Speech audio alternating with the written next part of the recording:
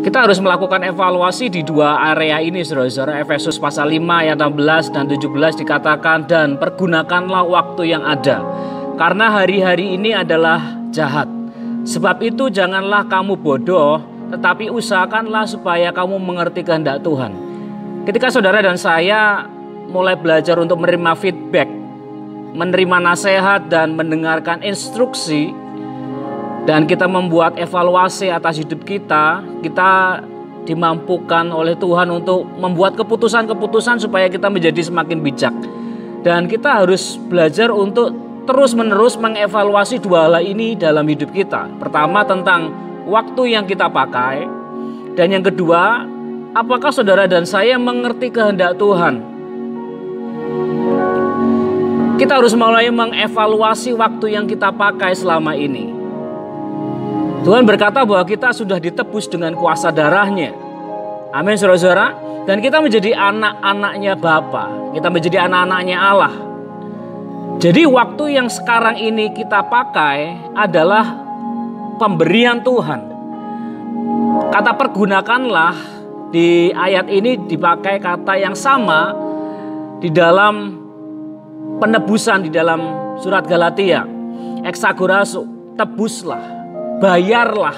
Karena apa, saudara-saudara? Karena kita sudah dibayar oleh Tuhan, ditebus oleh Tuhan dengan kuasa darahnya.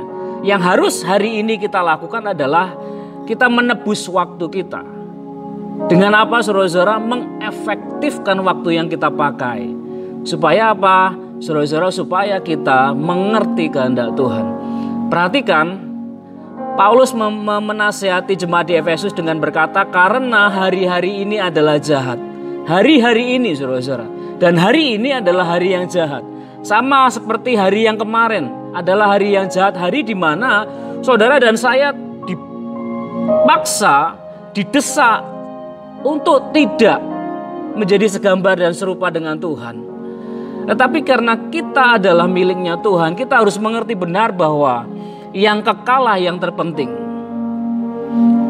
Dan yang saat ini ada harus kita pakai untuk kita sampai kepada kekekalan. Saudara-saudara dikasihi Tuhan, waktu yang dipakai di ayat ini adalah kairos. Artinya waktu yang sangat berharga, waktunya Tuhan. Kita harus mengerti benar bahwa hidup ini adalah sebuah kesempatan supaya kita bukan saja menyenangkan hatinya Tuhan dengan hidup kita, tetapi apakah saudara dan saya hari ini memakai waktu kita dengan baik? Jangan sampai waktu yang kita pakai hari ini dipakai untuk hal-hal yang sia-sia, hal-hal yang tidak berguna, hal-hal yang bisa menyeret kita kembali kepada dosa, yang menyeret kita kepada hal-hal yang tidak berkenan kepada Bapa. Tetapi marilah saudara-saudara, kita memakai waktu-waktu yang ada, waktu yang Tuhan berikan. Supaya semua waktu yang kita pakai adalah sebuah penyembahan kepada Tuhan. Karena hidup saudara dan saya adalah hidup di dalam penyembahan. Sepanjang waktu, sepanjang hari, setiap detik, setiap waktu, hidup kita adalah ibadah kepada Tuhan. Selamat beraktivitas, Tuhan Yesus memberkati kita semua. Amin.